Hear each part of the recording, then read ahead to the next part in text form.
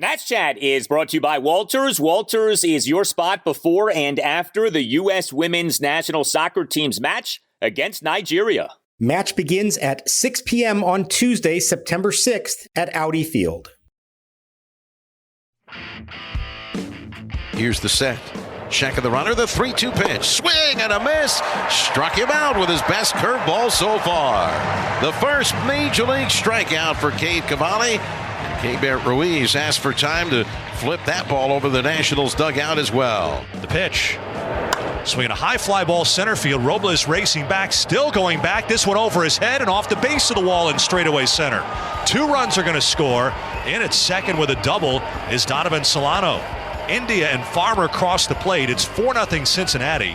Overall, it's for a first day. The jitters were out there, so but I thought his stuff was good, and he's gonna do well. So we'll get him out there again in 5 days, and we'll see what happens. And welcome to Nats Chat for Saturday, August 27th, 2022, along with MASNsports.com Nationals insider Mark Zuckerman, who is at Nationals Park. I'm Al Galdi, host of the Al Galdi podcast. Well, look, it was one game. That's all it was. It doesn't necessarily mean anything for the future. That said, this was a much anticipated game, and the result was disappointing, both in terms of the performance of the pitcher and the outcome of the game. We on Friday night had the Major League regular season debut of the Nats' top pitching prospect, Cade Cavalli, one of the most highly anticipated Major League debuts of a Nats pitcher in years. And no, things did not go as we would have wanted them to go. 7 runs in 4 and a third innings. Nats fell to the Cincinnati Reds 7-3 in Game 1 of a 3-game series. There's a lot to take in from the Major League debut of Cade Cavalli. There is how he pitched. There is the defense that was played behind him. There was the perspiration that Cade Cavalli enjoyed over the course of that outing. Mark, we would have scripted it to go a little bit better, but it has happened. Cade Cavalli has started his Major League career.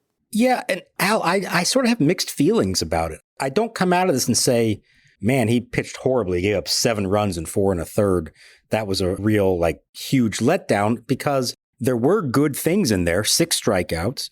You saw the stuff that was really good. Like you said, I'm not trying to make excuses here, but he's a couple of defensive plays away from not giving up several of those runs that scored. 3 of the runs, the last 3 of them, all scored when he was no longer in the game after Erasmo Ramirez replaced him and gave up a 3-run double. And the sweat issue, the grip issue was clearly a problem for him. Now, I'm not making excuses, and he was the first to say, hey, the other pitcher had to deal with it too. And by the way, Mike Minor was outstanding in this game. So that's something he's going to have to figure out, of course, because chances are you pitch in Washington, D.C. for a while, you're going to deal with some sweaty nights. But I feel like a couple of things change, and we have a very different outlook of how this game went. The result still wasn't good, and it's not like you walked out of this and said, oh boy, this guy is a future ace. This was nothing like Steven Strasburg's debut at all. But I do think the final line is a little bit misleading and not necessarily truly indicative of how he looked.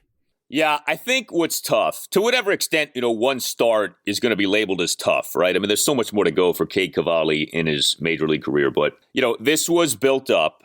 If you're on Twitter, the Nats official Twitter account in the hours leading up to this game was hyping up Cade Cavalli and hyping up this game in a manner in which we have not seen the Nats official Twitter account hype up any player or game this season. And that's fine. I don't have any problem with that. But, you would have liked to have done better than 7 runs in 4 and a third innings. Like, in this season of, the Nats being the worst team in the majors and all these bad outcomes and all these bad individual player seasons, you want things that make you feel better. And, I don't think anyone was anticipating a no-hitter on Friday night, but could we have done better than 7 runs in 4 and a third innings? But to your point, it's not as simple as, well, that's as poorly as he pitched. So that was the final line, 7 runs, 4 and a third innings. He gave up 6 hits, 3 doubles, and 3 singles. He issued 2 walks and 3 hit by pitches. Yes, 3 hit by pitches. Did have the 6 strikeouts. He threw 99 pitches, 57 strikes versus 42 balls. And yeah, he had obvious grip issues, was constantly rubbing dirt on his throwing hand. I guess let's start with that. What was up with that? He was sweating like a hog, okay? That was pretty obvious. And he could not get a proper grip on the baseball, it seemed. No, I've never seen a pitcher after every single pitch go to the mound like that and have to rub dirt on it. He went to the rosin bag a little bit. I was surprised he didn't go there more. Obviously, he's got a routine. He knows what he needs to do. But my guess is that that was a combination of his own nerves, understandably so, in your major league debut. And it was a really humid night. The temperature was 87, but it felt muggy. There was no breeze. It was just a very still, thick air. And maybe that's just not conditions he's that used to, although he grew up in Oklahoma. So he's pitched on hot nights before. I think they have humidity in Oklahoma, right? Maybe Rochester, not so much this year. But, again, he didn't make any excuses for it. He knew it was a problem. He said, I've got to figure out a way to get through that. Davey Martinez was saying the same things like, hey, you're going to pitch in D.C. in the summer. You're going to be dealing with heat and humidity. So hopefully that was a one-time blip and that doesn't come up again. But I almost feel like, and I'm not saying that that's the root cause of everything, but I almost feel like I have to give that qualifier to everything from the night. It's almost like I can't truly evaluate him because you knew he was struggling so much with that one issue, especially the curveball. That's where I noticed it the most. All three batters he hit were on curveballs, and they were nowhere close.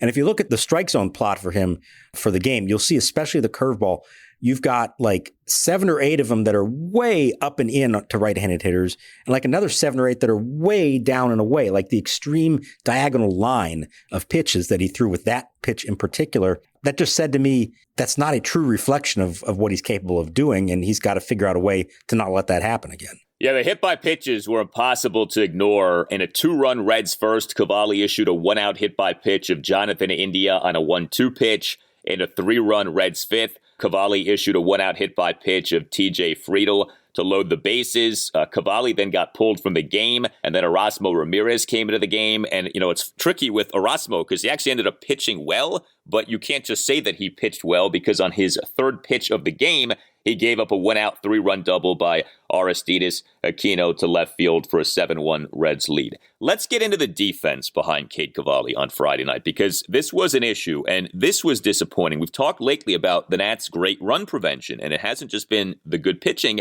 It's been some good defense behind these pitchers. But you go through some of the specifics with Cade Cavalli on the mound on Friday night. So in that 2-run Reds first, Keibert Ruiz got charged with a pass ball on a pitch that was up and in on Kyle Farmer. I don't know. That was not an easy ball to catch for Keibert, but technically there was a pass ball in that inning. Then you had a 2-out infield single by Donovan Solano up the middle. On this play was CJ Abrams being charged with a throwing error. Here's a swing, a ground ball toward the middle. Abrams gets to it. Off balance, throw on a hop. Oh, it gets by Voit and goes over toward the camera well. I do not think that CJ was necessarily guilty of a throwing error here, but he did a nice job of getting to the grounder, then made a difficult throw on the run in the opposite direction in which his body was going. He made a 1-hop throw that Luke Voit at first base did not catch. And I thought Luke Voit could have made that catch. I mean, this was a 1-hop throw, not an easy catch, but this was a catchable throw. And Voit actually toppled to the infield dirt in attempting to make that backhanded catch. Look, Luke Voit can hit. He is not a great defensive first baseman. You then had in that 3-run Reds fifth, a couple of things pop up. So Cavalli got the first out on a force out off the bat of Donovan Solano, but that play could have resulted in a 4-6-3 double play. The play did not result in a double play, thanks to the returning Luis Garcia, and it was nice to see him back, but Luis at second base delivered a flip to CJ Abrams at second base that was wide of the bag, prevented the double play from being made, so the Nats only got the force out on that play. And then on that aforementioned 3-run double by Aristides Aquino, Abrams was charged with a second throwing error, and this was a more legitimate throwing error as a throw home was way off. So again, I know it may sound like we're making excuses to a degree, but it's not as simple as 7 runs in 4 into third innings. The defense behind Cade Cavalli in this game was not good enough. No, and I think the 2 that stand out the most is the first inning. It's the Abrams bounce throw to Voit. Now, it makes a great play. I didn't think he was going to get to the ball up the middle. He made a really nice play. We're seeing now, this is one of the things that he does really well. Gets to balls to his left and gives himself at least a chance to get the batter out. Now, He tries to make that running throw across your body, not a very comfortable, easy throw. Davey Martinez actually said afterwards, we want to get him to start spinning, around, not trying to throw across his body. That's something that they're going to work with him on. He's not very comfortable doing it, but I think it's going to help him out a lot better. He's not real comfortable doing that yet. He's still learning how to do that. So that's where the throw didn't have a lot of mustard on it, and that's why it's bounced. But I agree with you. Luke Voit had a great shot, at the very least, preventing the ball from getting away from him, if not actually making the scoop and getting the batter out. He makes that catch. The inning is over, no run score. And he keeps the pitch count down. It was 10 extra pitches that Cavalli threw after that before the inning was over. So that's number one. And then the missed 4-6-3 you described, it was a tailor-made play. And Garcia got a little casual in his flip. If he just, instead of doing a fancy backhand flip, pick it up, nice hard underhand toss, feed CJ Abrams well, he's going to make the turn and make a strong throw to first. And instead, Abrams didn't even have a chance to do that. So again, very different outlook. So I'm looking at 4 of the 7 runs right there that you could maybe have taken off the board if a couple of plays are made. Now, it's up to the pitcher. We've seen it plenty of times over the years. Guy makes a mistake behind you, you pick him up, you get the next batter out. Cavalli didn't always do that in these cases. But on a night when he probably could have used some help to get him through a nerve-wracking and sweaty Major League debut, he didn't get a lot of that help from his defense. Yeah, I don't quite understand that first throwing error on Abrams. Why is that an error on him? I mean, I guess you could say, well, the throw was a one-hopper, but just if you're watching the play and just sort of applying basic baseball logic, that's a catch that Luke Voit should make. I mean, that's not an unreasonable play to ask your first baseman to make. And I think it's one of these instances where it's like, this is why errors can be misleading, because in some ways, Abrams is penalized for having the range to get to that ball. That was not an easy ball to get to. That was up the middle. He makes a nice play. Okay, the throw could have been better. I recognize that. But, Luke Voit's got to make that catch, man, and he doesn't, and we've seen him do that. And I know you've brought up the idea that Ants this offseason, perhaps signing a veteran first baseman who's more adept at catching one-hop throws. And, look, I don't think that should be going bonkers signing a veteran first baseman, but I don't think that's a terrible idea. They could use that. And you see game in, game out, how having a first baseman who's good at saving throws and catching one-hoppers can make a big difference for you. I mean, that's not a strength of Luke Voit, and that was costly in that first inning.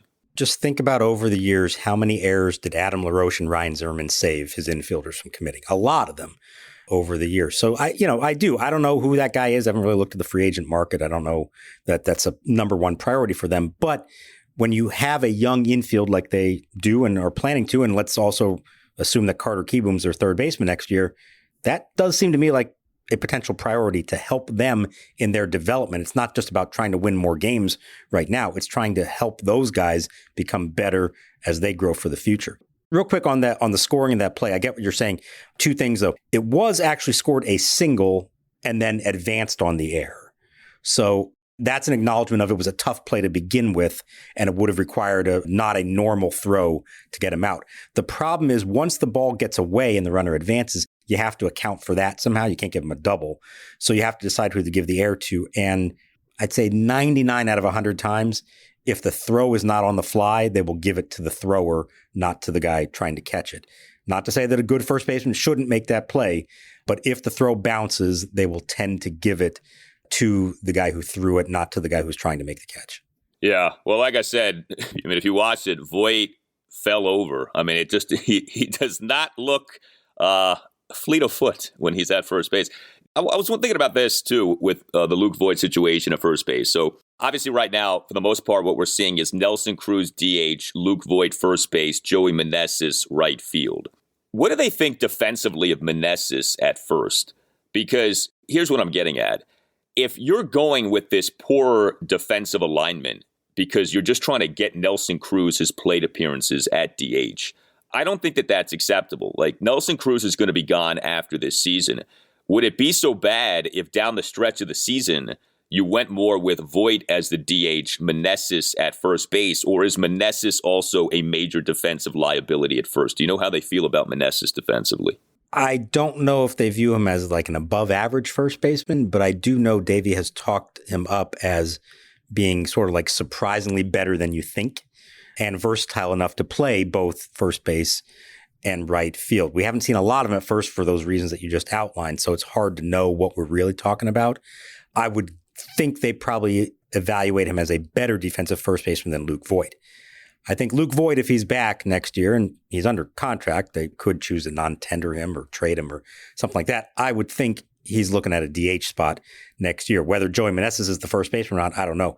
The other problem with all that is they don't have much going on in the outfield at the moment. So unless you're going to play Alex Call, Lane Thomas, and Victor Robles in your outfield, maybe when Yadiel Hernandez comes back from his injury, that could create a little bit more depth in the outfield and allow you to move Meneses. But I get exactly what you're saying, and it's not a great look that right now, and it's really been the case all year, when you have one guy who's locked in as your DH, the domino effect that has is now you have to put somebody else at first base who maybe shouldn't be there, or at least should DH some of the time. And now you're putting a, in theory, natural first baseman in right field. And the reason you're doing that is if you're Davey Martinez, you think we got to put all our best bats we can in there because we're not scoring any runs, which they aren't. But it's not like Nelson Cruz has been some huge producer for them either. So it's not a great, look at what the current state of that lineup is. It's pretty pathetic what they're putting out there right now. Yeah, I mean, you have twice as many losses as you have wins. You're 42-84. You don't have to do anything, okay? You do. I mean, you need to be thinking big picture with everything. I understand if you're the manager, you can't stand losing game in, game out. You want to win. Nelson Cruz's bat, for the most part, isn't helping you win. And, as the season is starting to wind down here, you don't have to show any loyalty to him. You don't have to be, disrespectful to him. And I'm not saying you bench him for the rest of the season, but he doesn't have to be your every game DH. If he's not starting for you a few times a week now, I think that's okay. And I think it does weaken the Nationals defensively. So Cade Cavalli is in the Nats rotation. Obviously, we're going to hope for better the next time out. We'll be checking the humidity index the next time he's set to pitch. How did he strike you as kind of a guy, in talking to him after the game? He certainly looks the part, 6'4", 240. I mean, you notice him when he's pitching.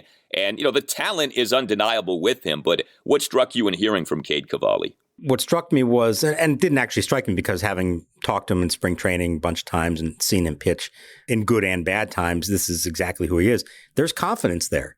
There absolutely is. He said he took the mound and he actually said, I was surprised that I wasn't more nervous. He used the word comfy to describe how he felt on the mound. Now, maybe that's before he actually started sweating, because I would never imagine anybody calling themselves comfy when you're pouring buckets from everywhere over the course of the night. But he is a confident kid and he has mound presence. He absolutely does. Like you said, he looks the part. He's an intimidating presence out there. You know what I was actually most surprised at, just from a pitching standpoint? I think he topped out at 98. Not to shirk at that as though that's nothing impressive, but this is a guy that we maybe think of as consistently throwing 97, 98 and approaching 100. There really wasn't any of that. Now, maybe he was dialing it back. Maybe it had something to do with the grip, that he didn't really feel like he could cut loose all the way and have any clue where it was going to go. But he was confident. He mostly came out of it feeling good about the experience. He knows he's got work to do. He knows he's got to execute his pitches better. Wasn't trying to make excuses for anything, but he also sounded like he belonged. And I think for the most part, the Nationals looked at that and said, yeah, he is the right guy to be here right now.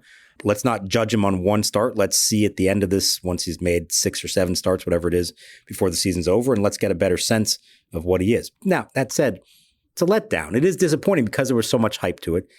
And in a season in which everything that could possibly go wrong has gone wrong, you were hoping in the back of your mind, they're due for something good to happen. Boy, would it be nice if he could come in and just really look impressive on day one. And that wasn't the case.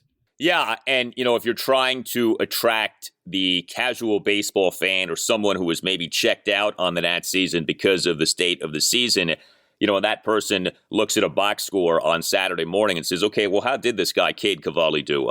7 runs, 4 into third innings. Okay, no thank you. You know what I mean? Like, you would like for him to have done something so that, people can say, oh, this is kind of cool that this guy ended up doing as he did. It's funny, too, because, the obvious comparison is Strasmus, the Steven Strasburg debut, and the similarity to Strasburg wasn't the performance, but it was the sweating, right? We know that Strasburg sweats a lot, and Cade Cavalli on Friday night ended up sweating a lot. Now a word from our sponsor, BetterHelp. The way I take care of my mind is daily exercise. It is essential for me. There are plenty of ways to support a healthy brain, like learning a new language or taking power naps. There's also BetterHelp online therapy. Everyone I know who does therapy swears by it. It feels like all I hear these days is how you have to start doing therapy. BetterHelp is online therapy that offers video, phone, and even live chat-only therapy sessions, so you don't have to see anyone on camera if you don't want to. It's much more affordable than in-person therapy, and you don't have to fight traffic or look for parking.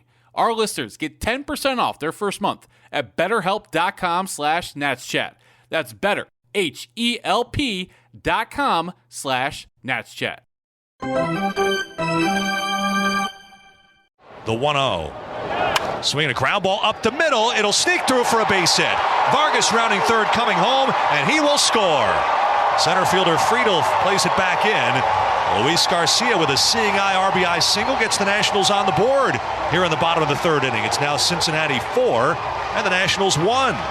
Well, officially, the Nats bullpen on Friday night was good. 4 2/3 scoreless innings with 5 strikeouts. Erasmo Ramirez, 2 2/3 scoreless innings officially. Steve Cishek had a perfect inning, and then Jake McGee had a scoreless inning. But like we said, the Erasmo Ramirez double that he gave up takes off some of the sparkle from that outing from the Nats bullpen. Offensively for the Nats on Friday night, 8 hits, just 2 walks, 2 for 6 with runners in scoring position. We did have a Luke Voit home run. We also had the return of Luis Garcia, like we said. This was actually a pretty big day on Friday when you think about it. Cade Cavalli debuting, Luis Garcia making his return. You had a lot of guys in the Nats lineup who you certainly hope are foundational pieces moving forward. You know, you wonder about, like, 5 years from now, might we look back on this lineup as, oh, wow, that's kind of cool, who was playing that night versus who ended up being a foundational piece moving forward. Luis Garcia had been on the 10-day injured list retroactively since August 13th with a left groin strain. Like we said, he did have that defensive blunder in the Reds' 3-run fifth with the wide toss to second base for CJ Abrams, but he also, in a Nats 1-run third, had a 2-out RBI single up the middle and a stolen base, and he was the Nats' number 2 batter in this game on Friday night. It was nice to see Luis Garcia out there, and clearly second base now is his position moving forward. Yeah, this is going to be alignment the rest of the year. It's Abrams at short, Garcia at second. They are lockering next to each other. They are hanging out together. They're only 1 year apart in age. So they're going to get to know each other really well. That's what you want. Now, can they develop that chemistry on the field to the point that they become a smooth double play combination? It's clearly not there yet. And both guys have some work to do, but you can see the potential there and how it could work. Garcia did make a nice play later in the game, I think, going to his left on a ball when he was shifted. And he had to go like way over there to make the play and made a strong throw. 2-hour RBI hit was nice. Stolen base was nice. I was glad and a little surprised to see him hitting second, especially against a left-hander. So that was good. Abrams is still not really doing anything at the plate. We haven't talked about him that much. All the talks about him defensively, he has been pretty weak at the plate so far. And I think that's the reason why we haven't seen him move up in the lineup yet. He's got to do something first to merit it. So offensively as a team, they are doing very little right now. And that's why their only hope, and we saw it on the West Coast, is pitch well and play good defense. You're going to have a chance to win a game, but those scores are going to be 3-2. They haven't scored more than 3 runs in a game in, I think, almost a week now. And this is who the lineup is. It's not suddenly going to have this infusion of great hitters. So either these guys are going to have to find a way to get the job done, or the pitching and defense is going to have to be outstanding. Yeah, so I was just about to ask you about the offense of CJ Abrams. It has not been good. 38 plate appearances, 10 games. He has a slash line of 162 batting average, 184 on base percentage, 162 slugging percentage. With the Nats, he has 6 hits. All of them are singles. He has not hit for any power. He has not drawn any walks. I mean, I think we are all on board with being patient and not rushing to judgment. At the same time, I mean, you do want to see something, man, okay? Like, it's not like you get a free pass the rest of the season, and there just has not been much happening. Have you heard anything in terms of, like, what the Nats think about this? Is it just, hey, give the kid some time? He's only played in 10 games.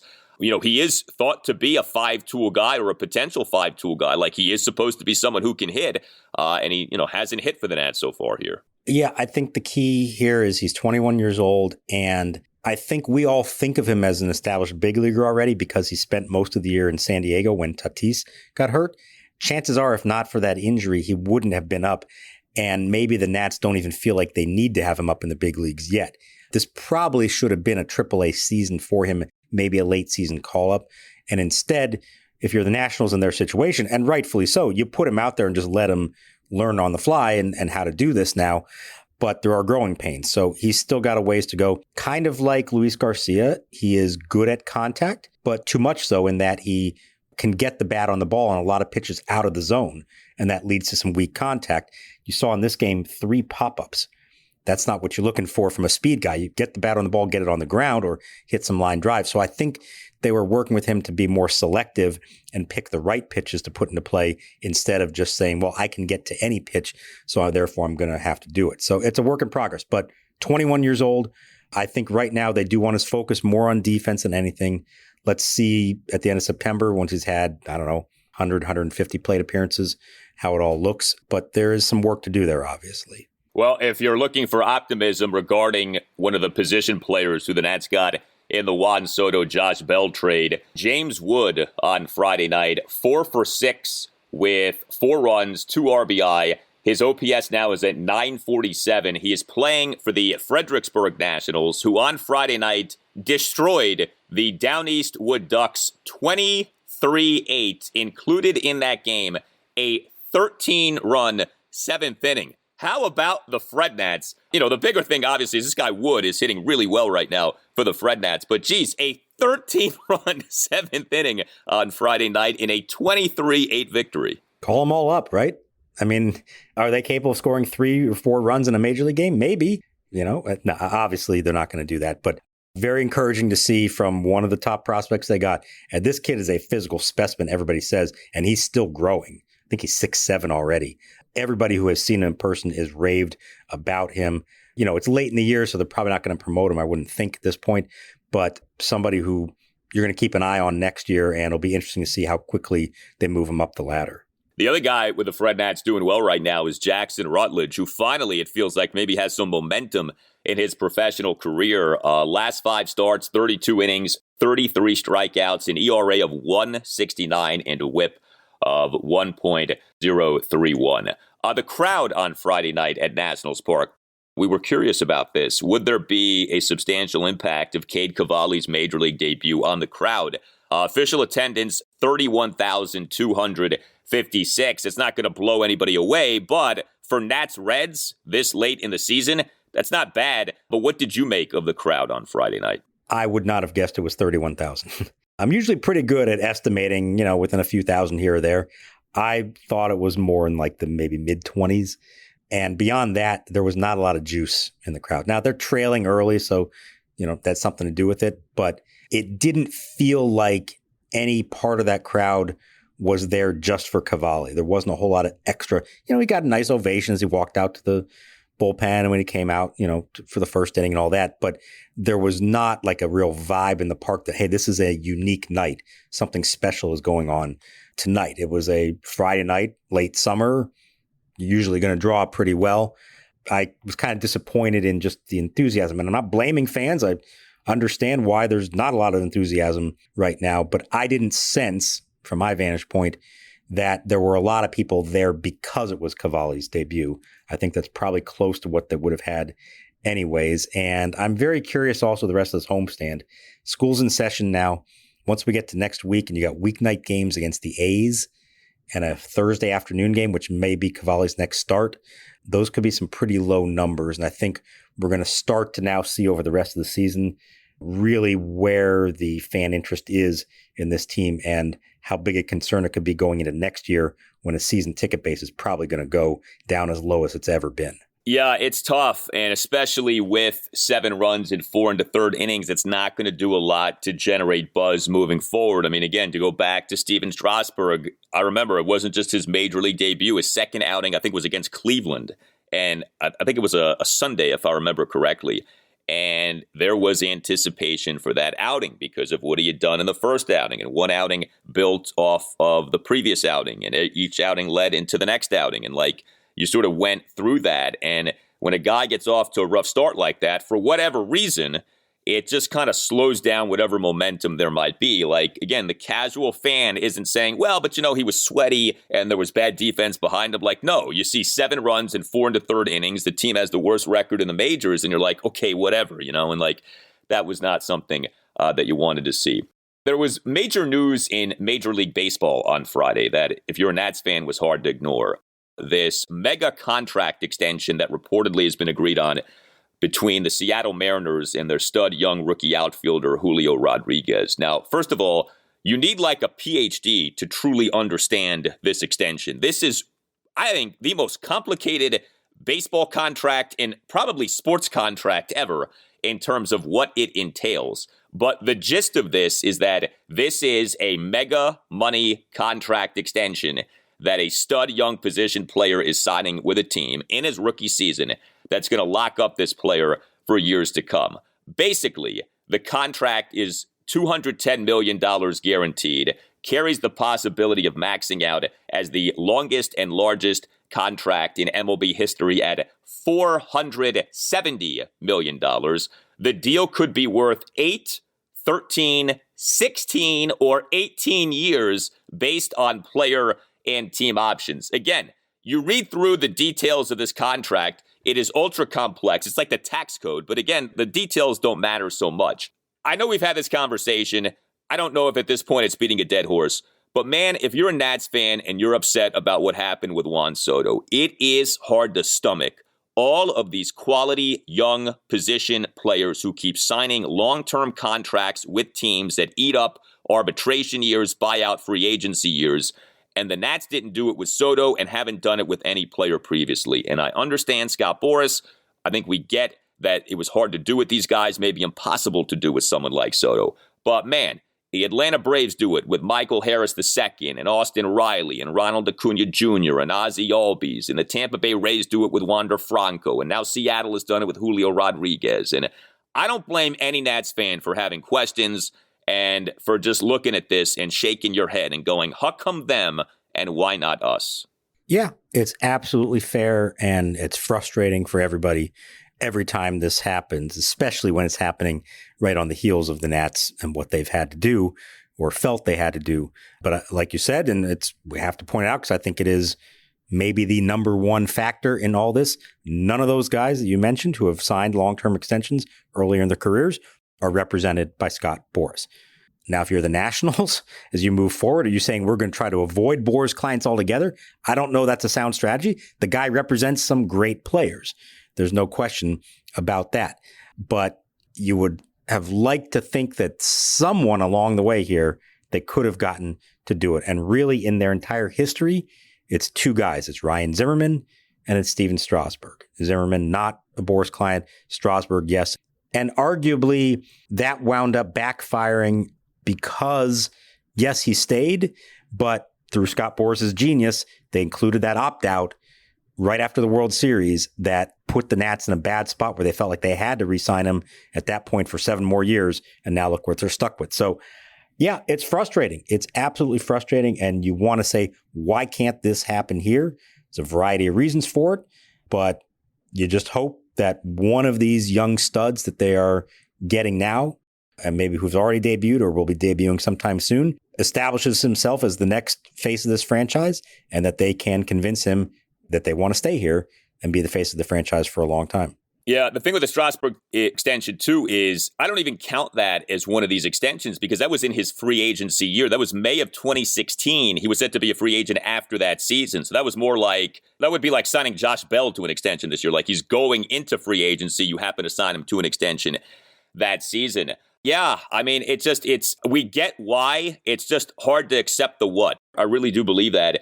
And, we don't know to the extent to which the Nats have tried to do this with guys. But I've asked around, and I've never heard that the Nats were super aggressive in trying to do this with any of these guys. And if you know the learners, you know that their MO in sports and in business is you don't pay until you have to pay. And so the idea of being uber aggressive early in the process isn't really their thing. It's more, let's wait until we have to pay and then we'll pay. You see this like with, say, picking up an option for Mike Rizzo or something, like something that was so obvious that could have been done months ago. They don't do until like right until the deadline by which you need to exercise the option. And I think that that's kind of a microcosm for how they've handled these contractual situations with players where, you know, if you go through the Jeff Passan chronicling of the extension offers to Juan Soto, to me, everyone was like a day late and $1 short. And so you could say, well, yeah, they offered him X, Y, and Z. Well, yeah, but when? It was way beyond when you should have.